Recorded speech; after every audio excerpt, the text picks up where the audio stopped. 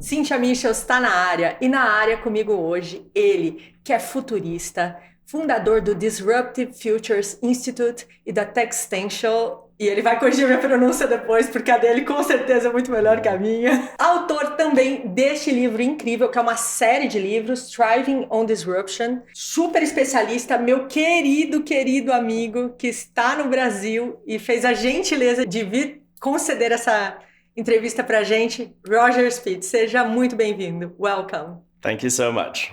Bom dia. No, it's amazing to be here, Cynthia, in Sao Paulo with you and live. It's fantastic.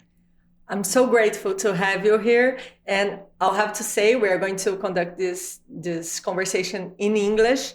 So if you would like some subtitles, you can watch on YouTube, on my YouTube channel, Cynthia Michels. For you to excuse me for my English, because it's not perfect, but it's good enough to ask you some questions and to listen from all your knowledge. And my dear Roger, to start our conversation, I would like to point that we all have seen how technology is disrupting our lives lately, especially, and how it can be used for erasing diseases, erasing poverty, making governments and politics more transparent, more ethical, and improving education and health all around the globe. So we can really use it to make the world a better place. And at the same time, we have seen it being used to war in a very destructive way. And not only wars itself, but in wars in information, wars in how to live, how destructive it can be when it's not handled with wisdom. So for you, my dear friend, my dear futurist, my favorite futurist, my question is, are there any hopes for humanity? Yeah, it's really one of the sort of complex questions, right? I think they're different things. One is just on technology itself, like many of the complex problems or challenges, they have powers and they also can be destructive. And one of the things which in our world we find more and more difficult because we like shortcuts, we like simplifications, we tend to be quite polarized, unfortunately, for different reasons. We're not used to managing in our minds, in our policies, things that are layered, that are nuanced. And most of the complex things, such as technology, are full of paradoxes and tensions and incomprehensibilities. And so it's, as you say, it's neither the wonders of the world and the miracles, nor just absolutely terror. Much of it depends on how it's managed, how one thinks about it, how anticipatory we are, etc. So we can unpack the specifics around technology in a moment. And then to the more fundamental, broader question beyond technology, which is there hope for the world? So I like to think there is, for a number of reasons. And I would say I'm not an optimist by heart. I'm more of a stoicist. So I believe that it's good to have a kind of serene relationship with the realities of the world and the possibilities, and to kind of manage one's own expectations and to be surprised in a positive way and better prepared, rather than just unduly optimist. Having said all that, I am actually quite hopeful, but hopeful not if we allow the status quo to continue. It requires some changes. And I'm hopeful on different levels, which are actually quite philosophical to a degree. I love it. Bring them to us, please. So beyond just the stoicism, which I think is I guess a philosophy, but I treat it as kind of a mindset.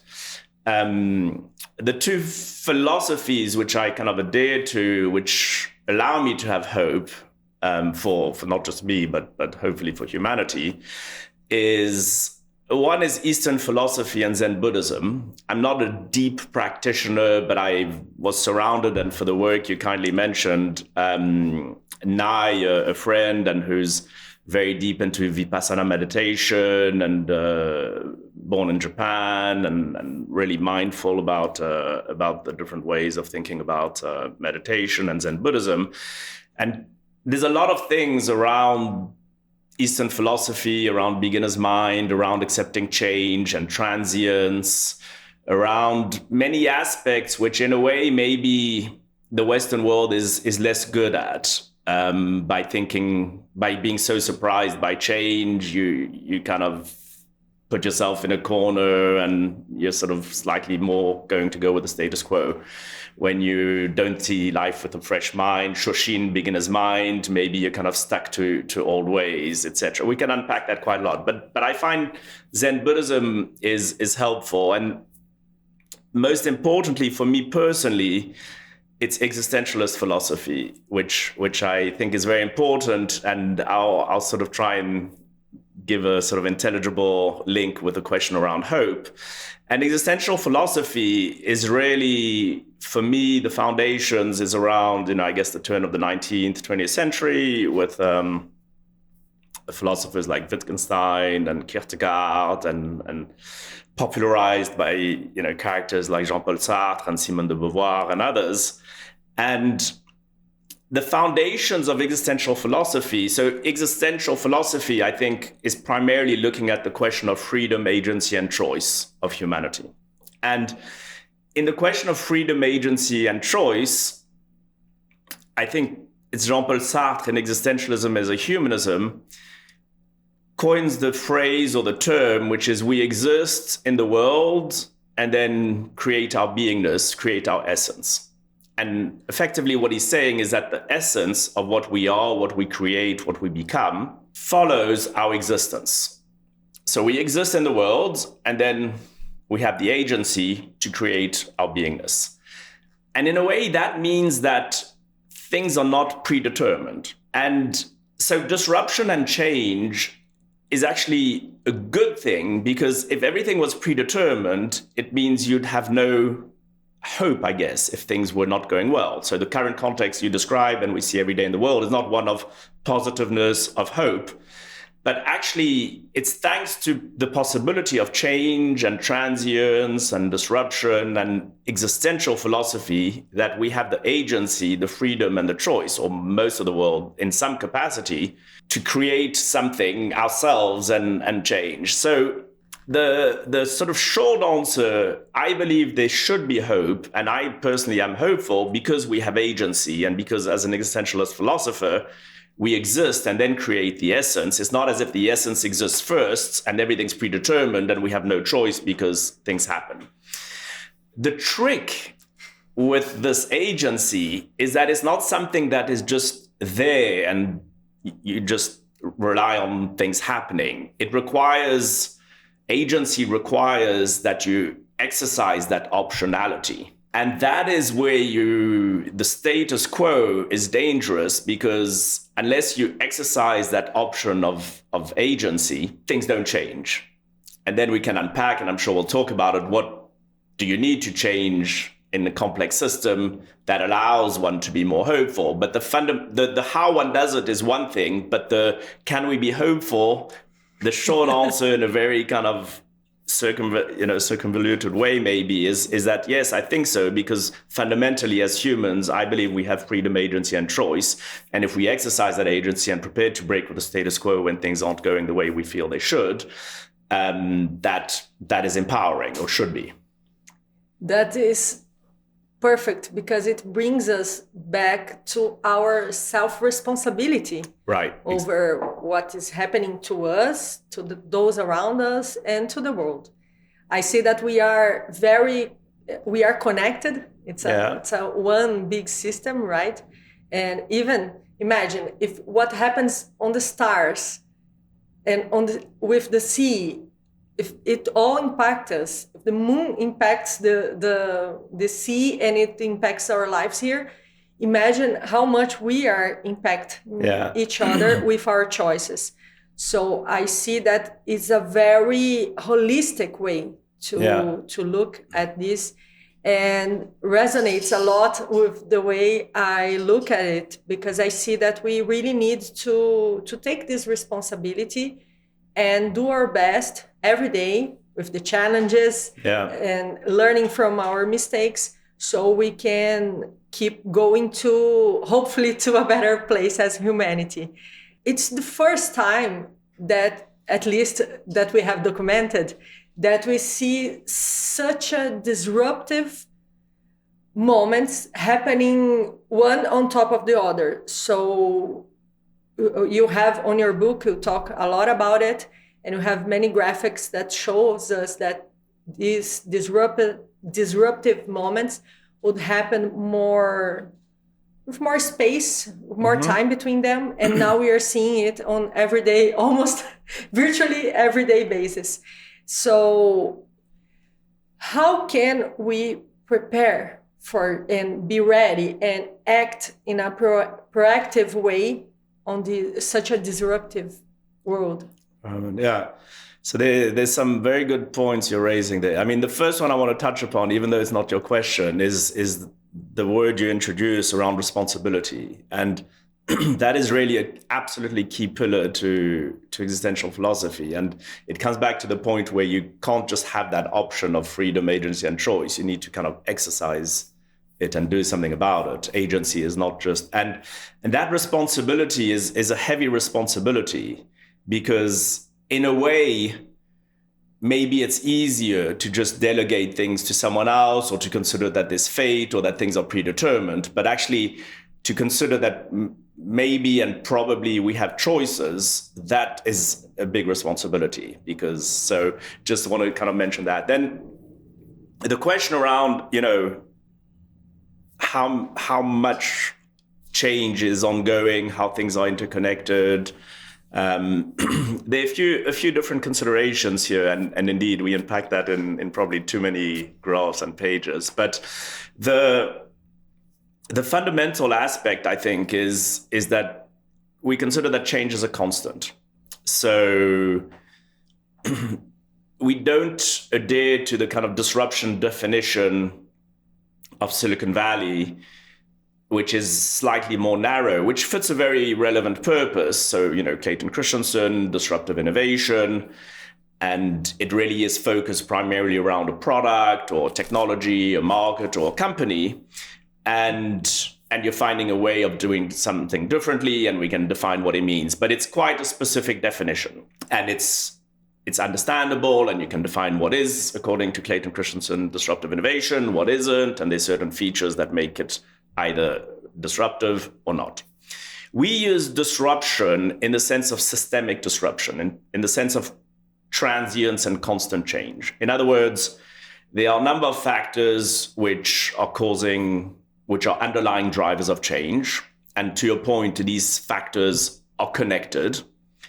They impact on one another.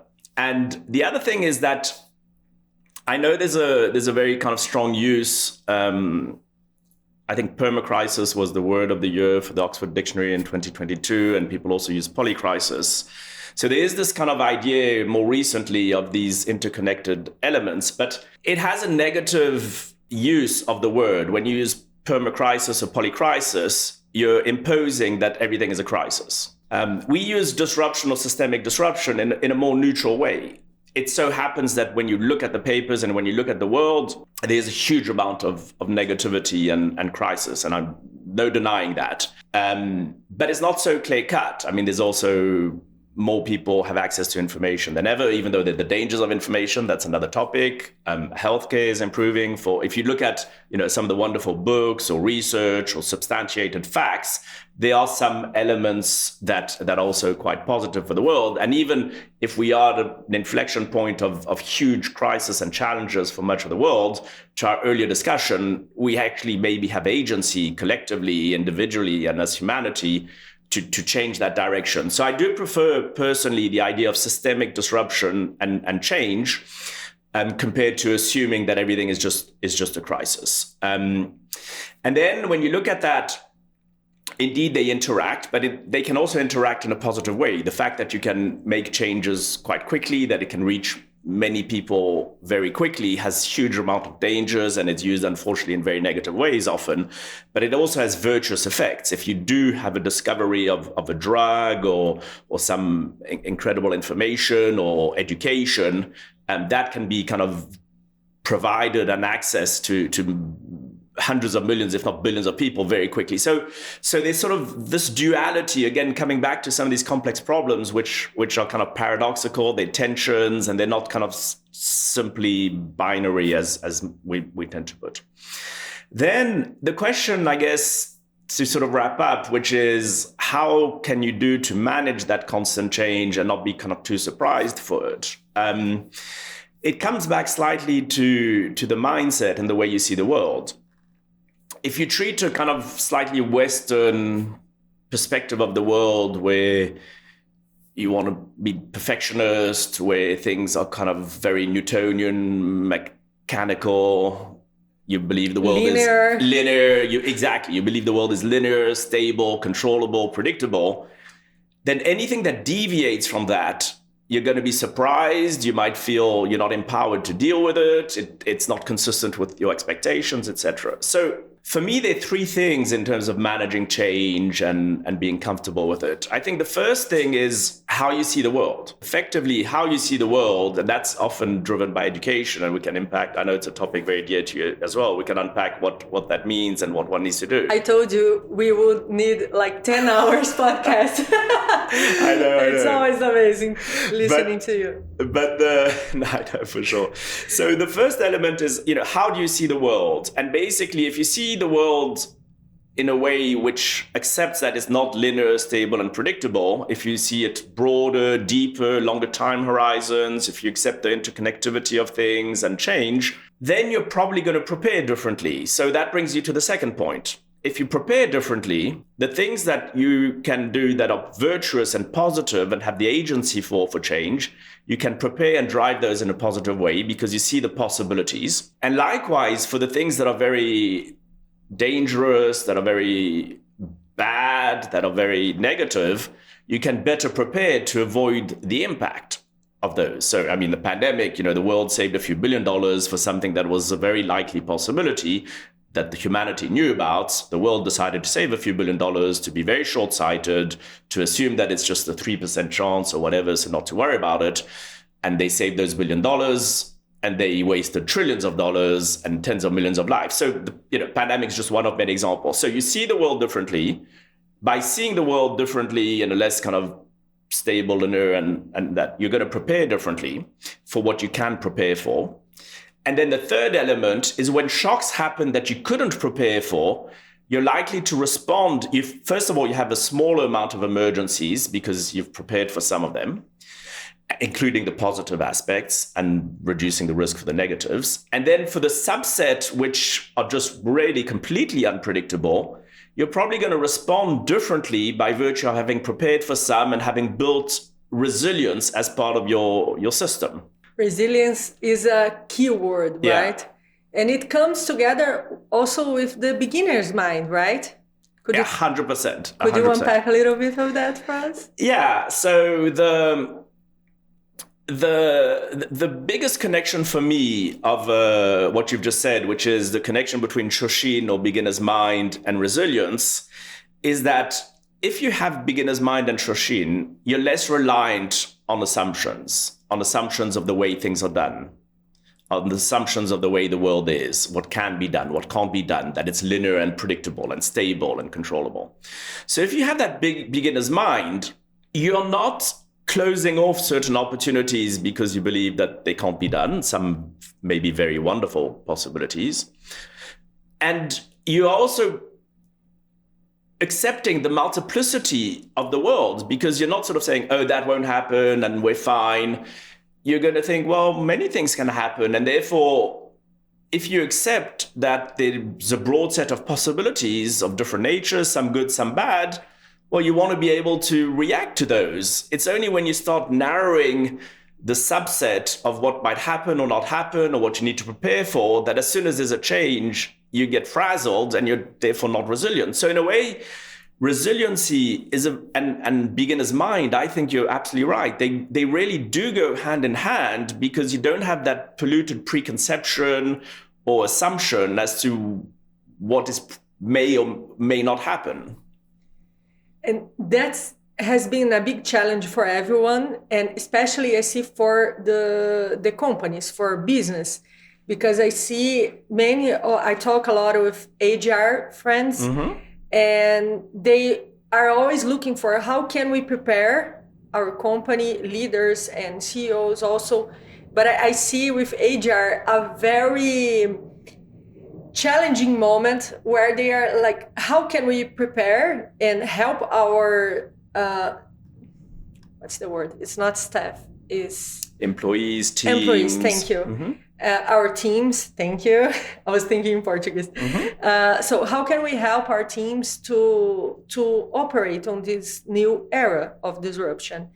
And at the same time that they have to think strategically, they are totally immersed on the operational part of the business. So do you see any different movements on this kind? Would you have any type of advice? How can they, not to get, what I mean is, usually people go and do these wonderful talks and everybody gets very excited, but very anxious at the same time, because you are like, okay, now how can I put this on practice? Yeah.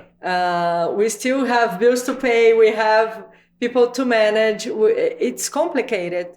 So what have you been seeing about it? How can we help who is on the front right now and listening to us and asking like, okay, it's good. I have to work the mindset. And it's a day-by-day work mindset. Sure. It's difficult. Right? And is there any good examples that you could give to us of someone who is translating this to practice and that could inspire our HR friends and CEOs and leaders? Yeah. Listen, it's really tricky, because I agree with you, not to put a number on it, I have no idea, but I'm guessing that if not 95% or more of the world is still kind of behaving in a pretty, linear approach and making the assumptions they make. And one of the reasons I personally, in my own journey, moved from, a more structured life and professional life. I was an investment banker. I was head of mergers and acquisitions for a bank, advising companies on strategy and all that. And little by little, I got more and more interested in the topics we're talking about. And the reason I moved to what I'm doing now, thinking more in a structured way about the future, thinking more about broader possibilities, how do you drive change, is precisely because I felt that much of our institutions, organizations, teams, countries were basically behaving in a way which, is assuming a stable, linear, and predictable world. Now, the problem with that is that I think the bigger the number of the uncertainties and the number of unknowns, the less predictable the world. So there's an inverse relationship between predictability on one hand and uncertainty. And so the more uncertain the world, the more unknown parameters in the world, the less you're able to predict or rely on things. So the challenge becomes when you start relying on assumptions, the cost of relying on those assumptions is increasing. So we've seen a million examples. I mean, I don't want to, as you say, we'd need 10 hours, but when you take Janet Yellen, who's responsible for the Fed, the US Treasury in the US, they have the best supercomputers in the world. They have the best economists in the world, statisticians. It's the US. It's meant to be a kind of reasonably mature, modern, competent economy.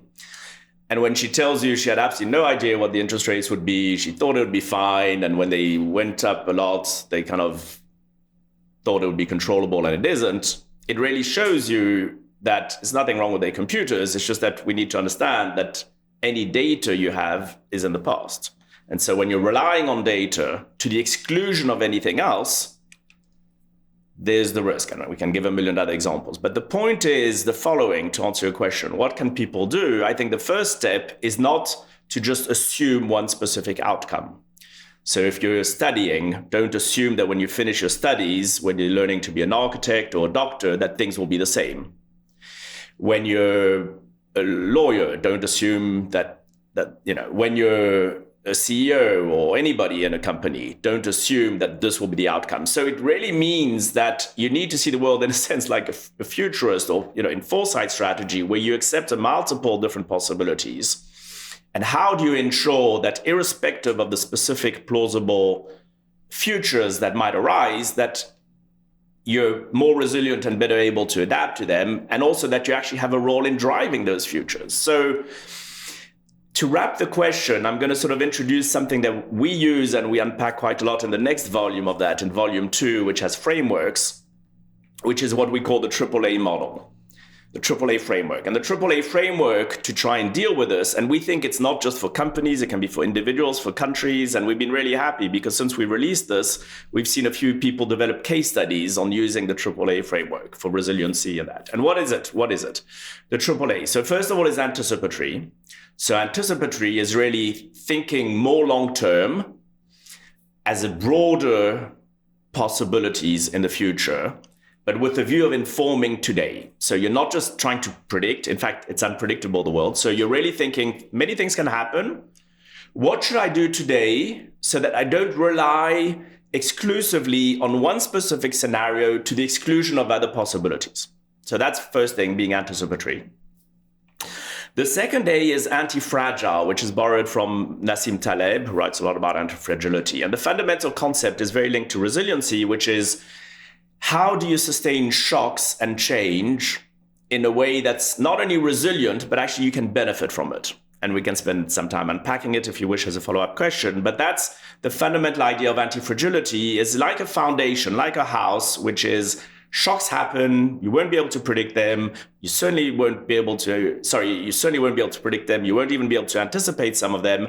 But all these little shocks, there's some foundations you can have in terms of the way you organize your life or your company or etc. that makes it less fragile. And the third A is what we call agility. Agility is a word which is used in 100 million different ways. We use it in the agility to kind of reconcile different time horizons. In particular, in anticipatory, we're looking a bit further out and we're thinking about many possibilities in the future. And through agility, it's the kind of strategic, emergent, and cognitive agility to say, okay, we've thought about these long-term visions. We're going to bring them to today in the here and now, because only the present exists. We emerge, we need to make decisions today, despite the uncertainty. But instead of having emergencies where we haven't thought about anything and everything is an emergency, we have the agility to reconcile our longer term vision with our emergent decisions here and now. Even though they're trial and error and experimental, we kind of don't have a disconnect where we're suddenly constantly just doing emergencies and firefighting. So for us, those are the three pillars of managing change, of appreciating it, is the anticipatory with the longer term thinking, anti-fragile foundations, and the agility to zoom in and zoom out from sort of longer term to shorter term, bigger picture, more day to day, without there being a disconnect. That's very, very interesting and really clarified what I was asking, because it brings into me some questions about some eternal truths. I mean, in a sense that when we see ourselves in so many different scenarios, so many different challenges, and many of them that with so many, as you mentioned on your book, unintended consequences, I see that maybe we can find also some fundamental structures for us to navigate this on some eternal truths in terms of which are the real values here. Yeah. Like human values. What is important today that was important 2, 5, 10,000 years ago and will be 10,000 years ahead. So what do we need to live in the time that we are, But I say that at the same time, we must be connected with some things that are timeless, because they are the ones that allow us to navigate any type of tides and type of sea that we see ahead. And one of the things that you brought here, that connects to it, it's the anti-fragile. So if you could, because this is important now, this was important on many eras that has passed and will be forward also. So if you could unpack for us a little bit of that, and people can really find this, what are the behaviors? I think it's important to translate values into behaviors, because that is how we build culture. That's how we can all actually practice it. Yeah. No, that's great. And so anti-fragility is a term which Nicholas Nassim Taleb came up with. He wrote a collection of 5 books, which is called Incerto, and one of them is anti-fragility. And his language is clear, but he's a vivid character, and the books aren't always super easy to read from front to back, but it's worth doing so. And there's so much written about anti-fragility that you can either read summaries. He's also done summaries. He gives talks. In our own work, we try and unpack it as best we can, even though it's his work. So I think the idea of the concepts, whether you draw them directly from Nassim Taleb or indirectly, are very fundamental. And what his fundamental premise is to say, okay, we talk about what's fragile and that, but there's no word for the opposite of fragile. And even resilient is not the opposite of fragile. And so he came up with this word anti-fragility. And fundamentally, the difference is that basically fragile is something which, if there's shocks, it doesn't sustain the shocks. And because the world is nonlinear means that if something bad happens, or even good for that matter, the outcome, the output is not necessarily proportional to what happens. So something small can have a snowball effect, good or bad. It's just nonlinear, it's less predictable, it's less incremental, etc. And so exponential is nonlinear. COVID, a pandemic is nonlinear. Social media is nonlinear. Most of the world is nonlinear, in fact. And so there's an asymmetric effect whereby if you're anti-fragile, so the thing about fragile is that if there's a shock, let's say there's a 1% risk of something bad happening, that 1% risk can maybe destroy the world because it's a nonlinear relationship. It's asymmetric. And so the danger with things that are fragile, but which you try and probabilize, like risk, is that, okay, take, for instance, 2008 financial crisis or pandemic. If you start modelizing it and probabilizing it and doing the usual risk management, you're going to say, okay, it's just X% of risk, it's fine. But then if that destroys the world or company, it's a problem. Anti-fragile is playing with a symmetry, but in a positive way. In other words, it's not just resilient where you manage to absorb the shock. You're able to actually benefit from it in a way that can also be asymmetrical. And that's why, from a corporate perspective, a company like Google can become a $1 trillion company, or even some initiatives for social good or social change can be anti-fragile. It's that asymmetrical nonlinear. The features of the one versus the other can be the following. For instance, decentralization versus centralization. So if something is centralized, there's a single point of failure, which can make it fragile. If something is decentralized, you don't have that single point of failure. So let me give you a concrete example, which I think is fascinating. Take Starlink. Starlink is the constellation of Elon Musk. People hate him today. His love, his hate, it's fine. But it doesn't mean he doesn't have a reasonable good mind and some good things. So why is Starlink anti-fragile? When Russia invaded Ukraine and the war started, Russia wanted to basically stop the communications across Ukraine because, for obvious reasons, that's a very strong thing. If you can stop Ukraine communicating, and not only do whatever disinformation you want, but if you break down the communications, they can't manage even the army or anything. To do that, they successfully managed to break down the system of Viasat. Viasat is a big telecom operator. It's traditional, it's big satellite. It's used by many armies in the world. And basically, it's fragile, so it had a single point of failure. Starlink is a constellation of small decentralized satellites, which basically, the long story short, is you don't have a single point of failure. It's resilient. You can try and try. Somehow it's fine. Maybe it's not perfectly efficient. Maybe it's not as good as a conventional satellite. But the point is that a number of features mean that actually it's even more than resilient. So much so that when Starlink started being used in that context, the US Army started making sure that all their future systems were more Starlink than Viasat. And China started looking at how do they manage to get rid of a system like that and to make sure that... So that's a good example and a feature of kind of fragility and that. And the way I see it is that it's more like a foundation. In other words, there's certain things that are fragile and certain things that are anti-fragile. You talked about, you didn't use the word alignment, but you talked about the,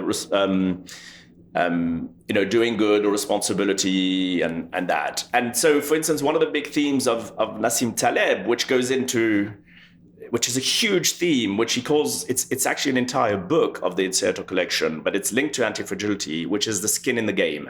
Mm. So when you have basically governments, when you have basically leadership teams that are incentivized for certain outcomes, but don't have a skin in the game if something goes wrong, that is fragile, basically. And unfortunately, most of the governance and incentive structures are fragile. And we know that incentives determine the outcomes.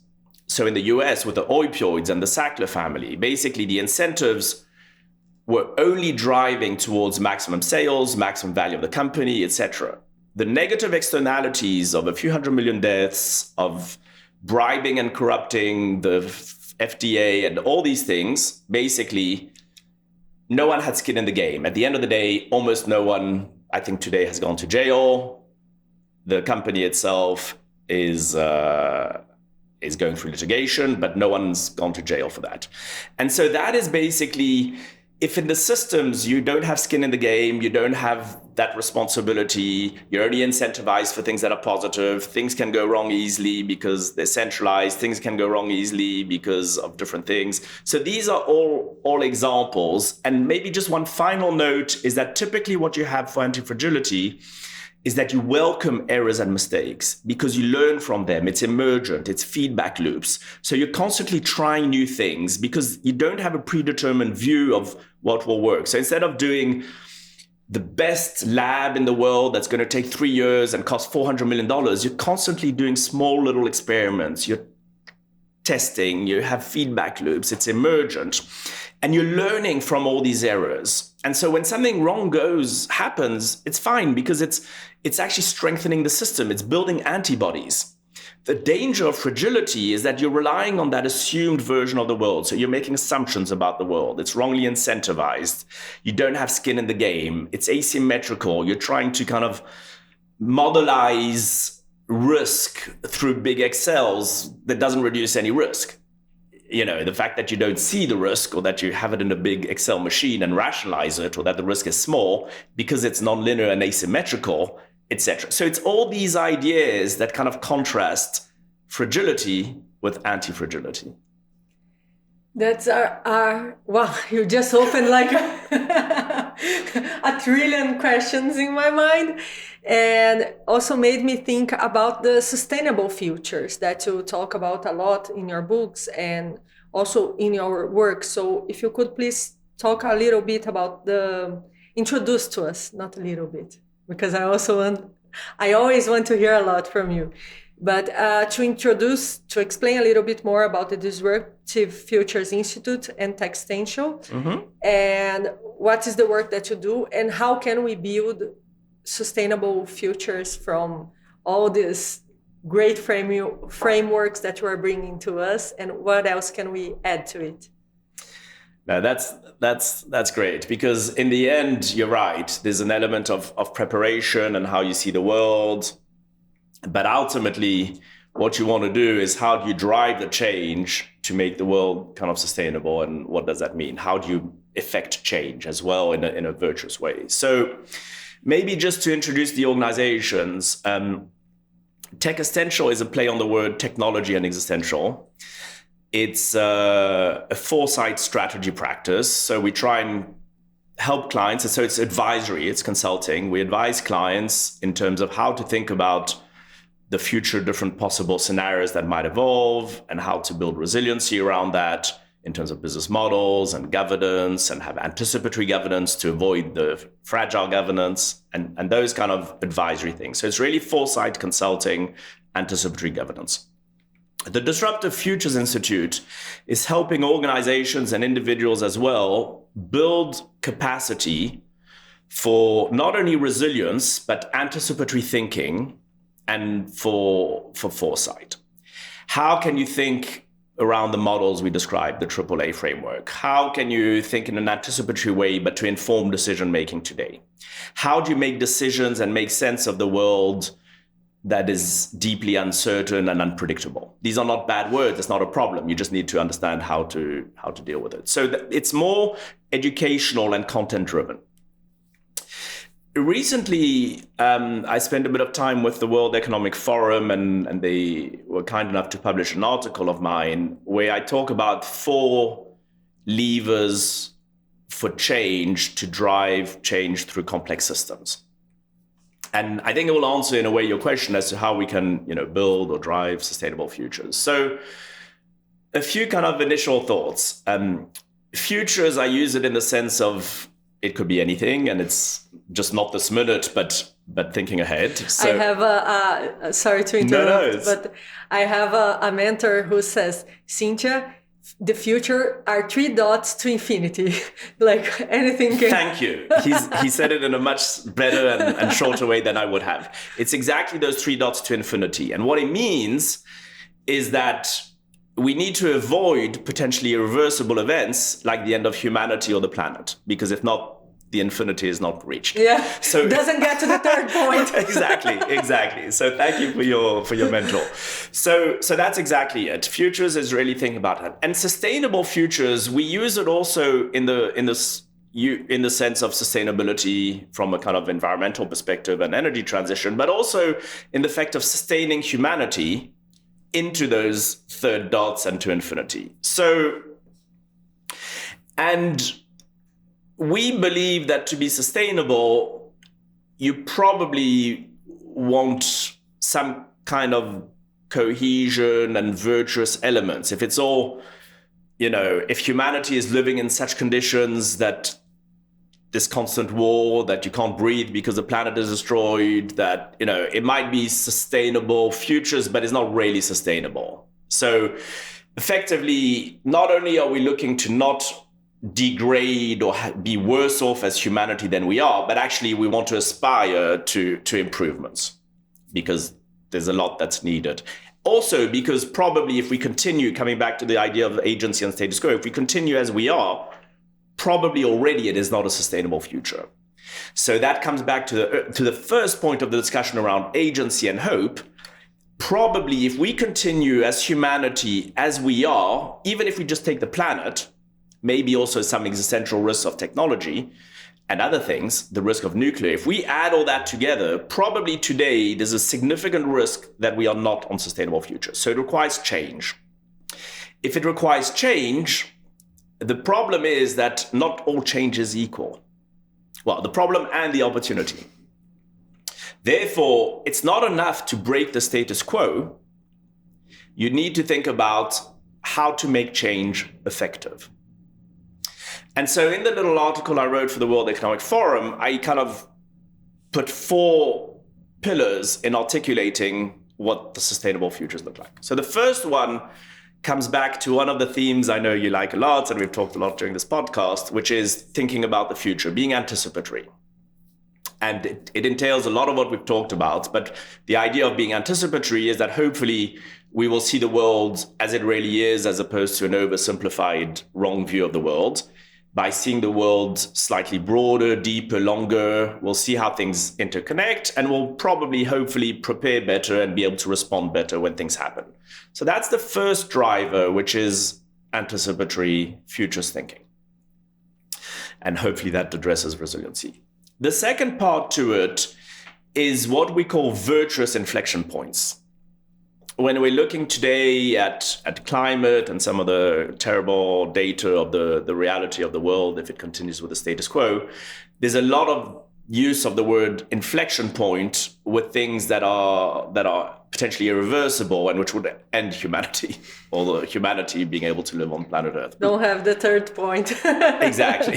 Stop before, so, exactly. It'd be 2 dots instead of 3. That would be sad, really sad. So the planet might continue, the universe, but maybe not the humanity as the third dot. And we are so close. Sometimes it feels so close. We are close, and it's linked to hope and urgency and the many things, for sure.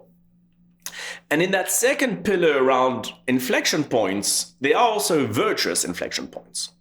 In other words, there are things which mean that we can tip movements into a positive way. So one of which, unfortunately, it seems to be taking a step back, but one of which is, once you have enough countries that are putting legislation to reduce carbon emissions around the cars that can be used, around some of the negative externalities, when there are the right subsidies, incentives, when the system is kind of thinking about these things, plus social movements and generational, you can have virtuous inflection points which change the way society and organizations are incentivized and which are positive. So the second pillar is really that, thinking about your anticipatory, you're moving from just being anticipatory to building virtuous inflection points and benefiting from that. The third one is what we call really systems change versus point solutions. Silicon Valley is very good, I don't know, but it's kind of famed for developing some apps or some AI or some software and all that. The thing about some of our complex challenges like climate is that they're systemic. You can't disconnect them. So the idea of systemic change versus point solutions is what some people have coined avoiding the Silicon Valley of death, which is normally for a startup or new technology, the risk is that you don't raise the next fundraising and then the company goes bust or whatever, fine. The challenge with climate technology is that you might get the fundraising, you might be able to test it in a controlled environment. But the challenge is when you want to scale it, deploy it, and commercialize it, it interacts with a lot of other complex systems. And it's no longer just that app or software. And so the idea of the third pillar to make sure it's systems change versus just a point solution is that, if you take a city or smart cities, is that when you scale, deploy it, commercialize it in the complex real world, that it basically can interact in an effective way with the rest, which is different from just having a lot of people that are prepared to buy an app. So that's the third piece. Point solutions are bad.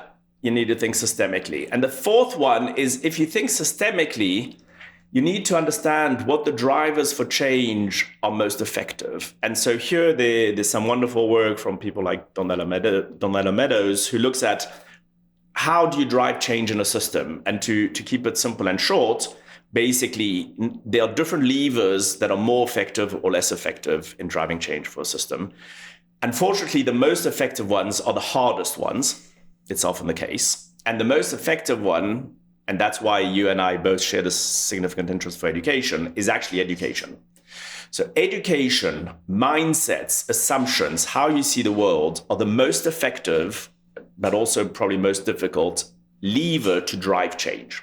It starts in the school, in the playground, with your daughter Vivi and others, all the way to the boardroom. It's not just a school thing. So the first one is education. And then you have structures And then you have patterns. So structures are tax, legislation, incentives. Those drive the outcomes. We talked about some of the fragile incentives with skin in the game with Nassim Taleb. So, and then the patterns and trends is seeing how you monitor those changes you've made around tax or subsidies or whatever it is, how you've changed the structures, and you monitor them with feedback loops to see actually whether they're effective or not. And if they're effective, you continue, it's good. If they're not effective, if they're negative externalities or unexpected, then you mitigate them and you change. And so the idea is that to drive change, you need the right mindset, assumptions, education. You need the patterns and the trends that are monitored. In the middle, you need the structures that are adjusted to have the right governance systems, incentives, etc. And then all the rest, the greenwashing, the news, the press, the strategy, the buzzwords, unfortunately, it's what 80% of the people talk about, but they are just really not effective to drive change. So the four things to wrap up, which we see as helping for sustainable futures is one, anticipatory thinking. Two, it's virtuous inflection points or tipping points. I love that. Virtuous inflection points. To have the positive, and it's a real thing. It works both ways, as not just negative. And the third one is really that systems change versus point solutions. So to avoid the Silicon Valley of death. And the fourth one is systems change itself. How do you drive change through the system? Sounds like a plan. I know. We should. It sounds like a good idea. I know. Yeah, that gives me hope. Every time we can see something that is more structured in fundamental pillars in a good way, it gives me hope that we can make the change. And it all starts with ourselves. It starts the way we see the world, which are our values, which are what are we doing to change it, right? Because we cannot, it's easy to listen to all of this, and you were giving us a huge lesson, amazing. And just to think, okay, but it sounds like too much, maybe someone will do it. So I would like to remind everyone who is listening that the someone are us. We need to do it. And that happens also with the way we create and we receive the innovations that are being created. And I see that there is a lot of buzz around new technologies, almost like sometimes it feels like humanity puts technology in a pedestal. Like as if it's bigger and more important and more advanced than our human technology.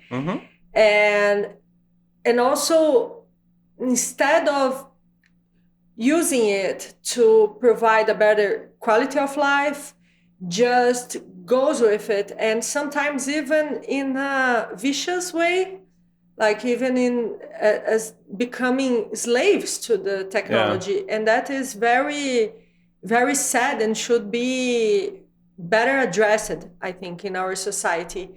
So to talk a little bit about the technologies that are changing our everyday lives, what do you see that you think it's overrated in terms of technology, and what is underrated that we should pay more attention? Yeah, no, it's a good question. I'm going to make one or two kind of side comments before diving in, if you allow me. Any comments? On the idea earlier, when you mentioned, we all individually have a role, I completely agree, we do. At the same time, I feel, really, saddened or whatever. I don't want to be kind of frivolous, but a lot of the individuals in the world are kind of struggling day to day just to kind of survive and that. And you have institutions, you have governments, you have institutions, you have organizations, and they, behind that, and that's where you're absolutely right, and a lot of your listeners will be constituents and individuals who are involved with those organizations. So you're absolutely right. I think, and it's a distinction between society at large versus those which can influence the system. And so the individual responsibility, I 200% agree with you. And my guess is that most, if not all of your listeners fall within the constituents who can drive change and who are responsible through their being constituents to this, the broader humanity, is more kind of a victim and affected by this, but they still have a kind of responsibility to try and be aware of what's happening for their own choices, for their children, etc. So there's a kind of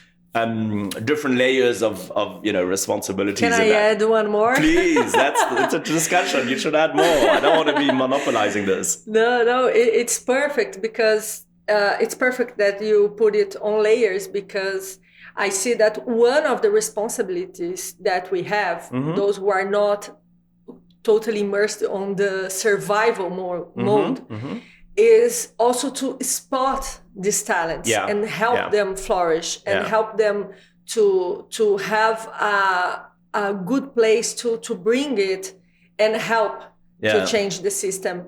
So I really do believe that we all have a place in it. Sure. And as you said, not all are maybe available. I don't know if it's the best word, but right now they need to survive. That's number one concern.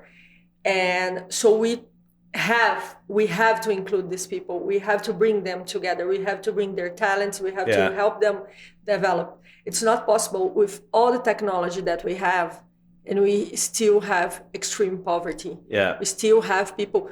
In São Paulo, I was listening to the news this morning, and we have 7 million people who doesn't have access to saneamento básico. Basic sanitation. Yes, basic sanitation. Thank you. And that's an absurd, because and we're talking about São Paulo, where you have the resources, you have the structure, you have So that's one of our responsibilities. Not just about ourselves, but also how we need to improve the system, bringing everybody to the game, let's say. And that's it's a sort of digression, but actually it's the crux of it. That links also to the levers for change and how important education is. And that's why the responsibility, sometimes people are not changing the educational system, countries or regions, because they don't realize they should. And actually, I spend a lot of time on that because I'm fascinated by this topic. Actually, 2 weeks ago, the Câmara de Deputados in Brasilia, your Congress, asked me to testify with how I would see education should change, because at least some people ask themselves the questions as to whether they'll do something or not. I don't know. But the point is that it's through education. People are responsible for designing education, and education is failing so many people, which is more likely that they'll continue to be trapped in the system, which is outside of their control. And so education has a huge role in everything you've just talked about, of course, and you're well aware that the many discussions we've had over the years on that. Then coming back to what we kind of underestimate, overestimate around technology, I think I'm going to make a kind of introduction to what we call the inflection paradox, which is why as humans, when innovation or technologies change, we miss them. And that will kind of indirectly answer your question. And the reason we miss them is a combination of two things which play against each other, which are kind of... One is Amara's law. Amara's law states that you tend to overemphasize, over-index the power of a technology or new innovation at the beginning, but underestimate its impact longer term. So basically, that's all the hype you have around metaverse, around all these things. People get bored of it, they get blasé, they take the eye off the ball, and then sometime later, there's some variation of that, which is not only as impactful as maybe people had initially thought when it was hyped, but sometimes even more so. So Amara's law is tricky because of that. And then you have the exponentiality, which has a kind of paradox relationship with that, because exponentiality at the beginning, change is barely discernible. You don't notice it. And then suddenly it's too late. So the combination of the two means that as humans, even I'm talking about even Gartner and technologists or futurists, or, as we look at these things and we have the overhype and we sort of trash it because another research report on whatever, another 10 million startup on whatever, Amara's law, we discount it. It doesn't mean that everything will end up being super impactful, but many do. And then the other things that are happening on the fringe, on the edge, early stage, but that are exponential, we don't notice because they're barely discernible. The combination of the two is what we call the inflection paradox, which means we miss things. In the end, I think that fundamentally, some of the things you're seeing that we're kind of not sure where they live in terms of super important, not important, fad, hype, etc. We should science facts, science fiction. I love that you talk about it. Yeah, well, science fiction is a good way of thinking about that, better than the some of the other frameworks for sure, and we can talk about it. But I think some of the things we're seeing are probably slightly being underestimated. Take metaverse. I'm personally not a big metaverse hype person. I try not to be too hyped on anything, but and I have dear friends, for instance, Kathy Hackle, who actually wrote the intro yes. for that, who's the goddess of the metaverse, and who's much more knowledgeable than me. But you have this spectrum of people who discredit her, to etc. And the thing I think is very important with something like metaverse is that you shouldn't worry too much about what it's called, what the timing is, what the specific impact is, whether the goggles cost whatever. You should understand that the thing to look at is that everything that can be virtualized, digitized, decentralized, cognified, and automated will be. And as part of that, there's an element where immersion, if you can digitize feelings, smell, touch, if you can start having experiences which are immersive, it doesn't really matter what it's called or what that is the direction. If you realize that today, there's a big percentage of the world that is already spending billions and billions of dollars every day on digital things and immersive experiences. If you think about how much time people are spending in the digital environment, that is probably not going away. So these are the sort of things where one needs to sort of frame it and understand that what's happening is immersiveness and various things around that. And that could include even space or time travel, because, what happens if you can start touching, smelling, feeling?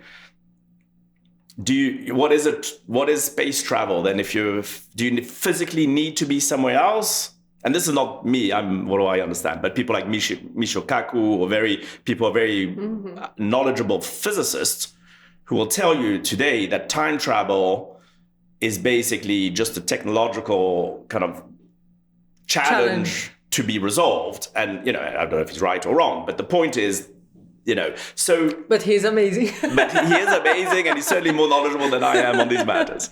And not to mention in the context of quantum physics, what that means for time, space, the duality of existence, etc.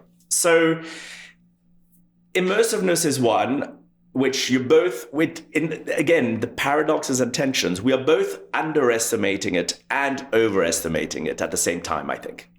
And I think AI is another one. I don't think it matters personally to think about whether there'll be singularity, what is the exact date, whether AI can be exactly like the brain. I think what humanity has to understand is that AI will continue to learn, probably, and will continue to move on the decision-making value chain. And the outcomes and outputs will be akin to decisions being made by a human brain. Whether it understands it or not, humans are delegating the authority to machines to make those decisions. By doing so, humans are descaling and being less able to make sense of our complex environment and to make decisions in those environments. And therefore, the direction is that AI will continue to be more human-like because humans are accepting to be more machine-like. And so you have the paradox where at the same time you're underestimating and overestimating AI. And I think the danger is the false narratives and red herrings around specific, will it extinguish humanity? What is the date of singularity where computers might whatever? Will it happen? These are the wrong questions. The question is, we are allowing brains or machines to make decisions that are more and more up the value chain. We are delegating that authority. We are not adjusting education systems to allow us to make sense of our complex world as it really is. By doing so, we're forced to delegate decisions to machines and lack less and less understanding it. And therefore, the dangers then become more than existential extinction of humanity, that we become the movie, what's that amazing movie called? Very distressing, but Idiocracy, where humanity wakes up a few thousand years later and is not very bright. Yeah, we are kind of giving away our free will to the machines. That is extremely dangerous. That is something not desirable at all. I see the first episode of this podcast was with Thais, that you've met once in Silicon Valley. We had a wonderful brunch with Emilia and Thais and Vivi. And the question I chose to her was exactly, are we becoming robots? That was the question. And she's a psychologist. And we are talking about how we need to ritualize more our lives so we don't robotize it, don't be so automatic. Yes, we need to be, of course, some things need to be automatic, because otherwise we wouldn't be able to be having these conversations, right? Like my lungs are breathing, yours too, and this type of things. But how we need to create, not give away our free will, and actually create conscious moments. And to build the boundaries before it is too late, because it can be, we can have an amazing future ahead, a brilliant future. I see, even when I think about metaverse, I think like, imagine when we use it to try, for example, new public policies and run it on metaverse, and see what it works and see how we can adapt. And then we bring it to our 3D world, right? So as, for example, BMW is doing with the factory that they are building. Digital I'm sure you are aware of it, but for who is listening here for the first time, they are building, it's called digital twins. So they are building the whole factory on the metaverse, and when they open it on the 3D world, it will be already, everything will be aligned, because it was tested and it was improved online. And I think this is a huge opportunity that we have to a very virtuous inflection point. And at the same time, I feel that we are so overwhelmed and distracted and tired also. We are tired. We are tired of the pandemic. We are tired of the politics. We are tired about the education systems, the health systems. We are seeing our forests on fire, the sea rising. We are seeing, sometimes it feels kind of apocalyptic, if we can say that. For sure. And at the same time, there's always this silver lining. There's always this place I know we can go, and we can turn this key, we can go to this better place. And I don't think, and I would like to hear your perspective on that, I don't think that will be by necessarily disrupting everything. I think our way out of this labyrinth, which was one of the themes for yesterday recording, we need to combine tradition and innovation. There are some things that are worth saving, are worth not being disrupted. And what is your perspective on that? Have you seen this, or are we disrupting in a too accelerated way that we are not saving what should be preserved? Listen, these are amazing kind of thoughts on that. I think on the from my perspective, so again, I use the word disruption a lot because I haven't found a better word, unfortunately. But I use it in kind of, so as I mentioned earlier, I use it as systemic change, right? So one aspect is really just accepting that change is a constant. And so understanding that that's the case and what it means. It's not necessarily that it's good or that we want to do it or that we want to change everything. It's just simply a fact that life and humanity is transient, right? It's just cosmos laws. Exactly. And then to your point, which is a great point, not everything is new or technology or whatever, which is one of the reasons why in our work and even some of what we discussed, there's a very significant focus around Eastern philosophy and Zen Buddhism and these things, which actually have been tried and tested and have had reasonable success for thousands of years. So I completely agree with all of that. The area where beyond just appreciating that things are transient and that therefore this change is a constant and this systemic disruption that it kind of interconnects is where we establish that the status quo probably will not lead to the hope and the possibilities or even the sustainable future. So we can't have the status quo. And therefore, we need to have something that's different. And it's interesting because my next book, which I'm writing, is called Disrupt with Impact.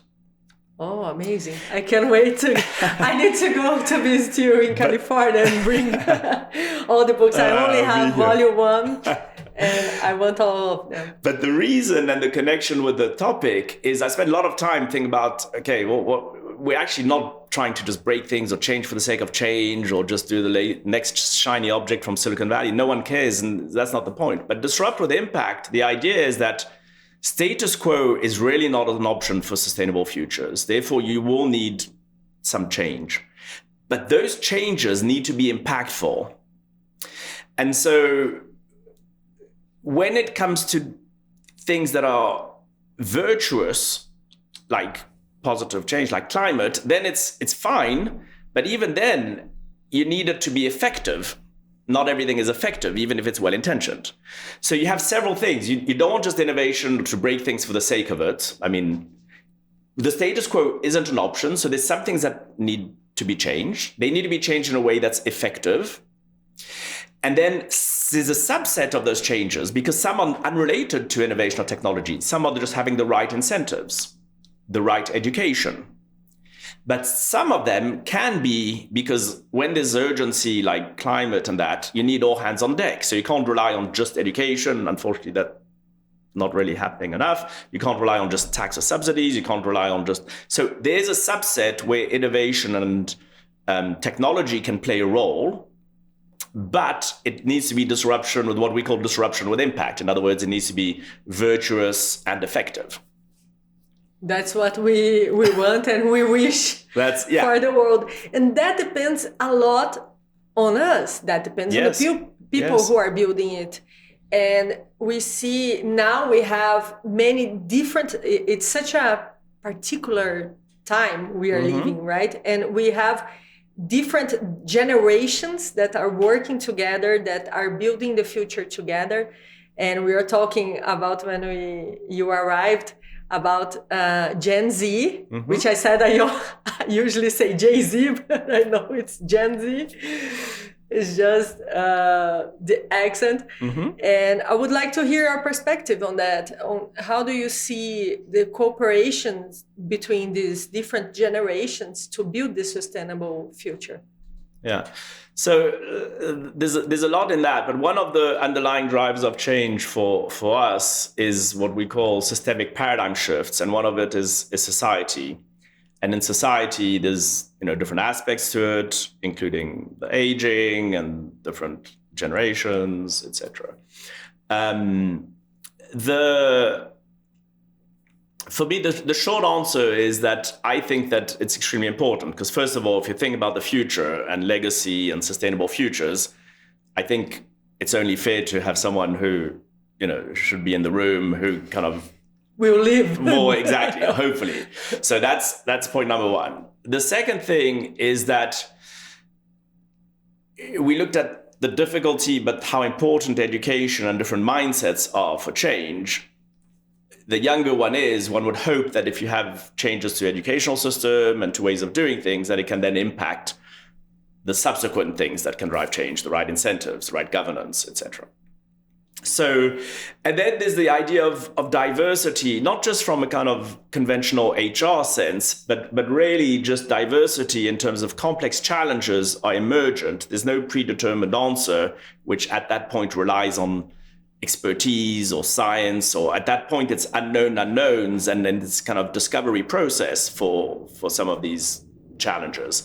And therefore, the more different perspectives and voices you have, including different generations, that is supportive to thinking about doing things differently rather than relying on the assumptions of a stable, predictable world. I'll just share an anecdote I shared with you earlier, but just for our listeners.